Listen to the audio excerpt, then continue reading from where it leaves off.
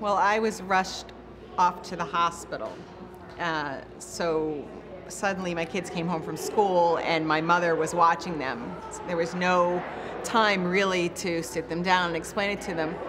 So to tell my kids I had cancer, I had my husband and my mother-in-law bring them down to the hospital, and I showed them the x-ray of what was a tumor the size of a softball in my left lung, non-Hodgkin's lymphoma.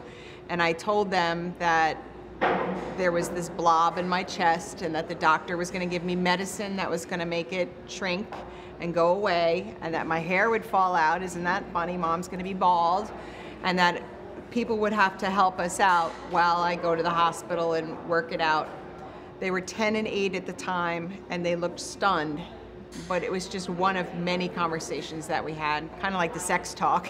The cancer talk, you have to have several conversations about it. What will I tell my son? He was so young, so I think about that sometimes. You know, I know that I'll have to tell him. I think I'm gonna tell him when he's young, if he asks, you know, I have a scar on my neck. Why did we live in Houston? Why does mommy have to go for tests? Why does mommy go to the doctor all the time? I would tell him that mommy was sick and that she went to the doctor and the doctors are making her better. I told my son about the official diagnosis. He was in Florida with my mom and he was on vacation. He was spending a month vacation with her. And I had wanted to wait until he came home, but I had my first treatment before he came home and I lost all of my hair. So I ended up having to tell my son over the phone. And he reacted, he was very stoic and quiet and just said to me, "Mom, it'll be fine. I'll be home soon." My youngest was in the first grade, so he was pretty young to understand. He was like about 6, but my other two were in middle school, so they were bigger. And I remember we were sitting around the dining room table it was like Sunday dinner. My husband was like, "Mommy has something to tell you guys," and I was, you know, and so I started out, you know, explaining the situation, and I actually burst into tears and had to leave the table, and he had to finish talking to them.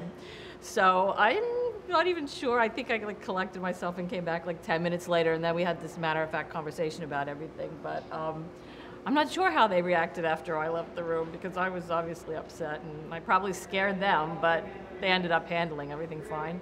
My son was 3, and my daughter, by the time I was starting chemo a couple weeks later, I think she was 5 months old. And I researched it a lot, how to talk to kids that little, and everybody said, even with the 5-month-old, to talk to her about it, which seems very odd, because what can a 5-month-old understand and what can a 3-year-old understand? But they know something's going on. So I just was, you know, I never lied to them. I never said everything was fine. I, you know, would say, "I'm sick and I'm gonna go get this special medicine and I'm gonna lose my hair." But I was just really honest about it. And every 2 weeks when I would go into chemo, I would say, you know, "Mommy's gotta go to the doctor again and I'm gonna have to get that special medicine again. And it's nothing you're ever gonna have to have. It has nothing to do with you. It's just me." I never actually had to tell my 9-year-old about the diagnosis because it's kind of always been a part of his life. He would see pictures of me bald, and I never kept it a secret from him that I had cancer. I had cancer when he was a baby, and he was part of the reason why I survived. And he gets a kick out of the fact that he likes to say how he saved my life, which in a lot of ways he did, because he really gave me the will to survive.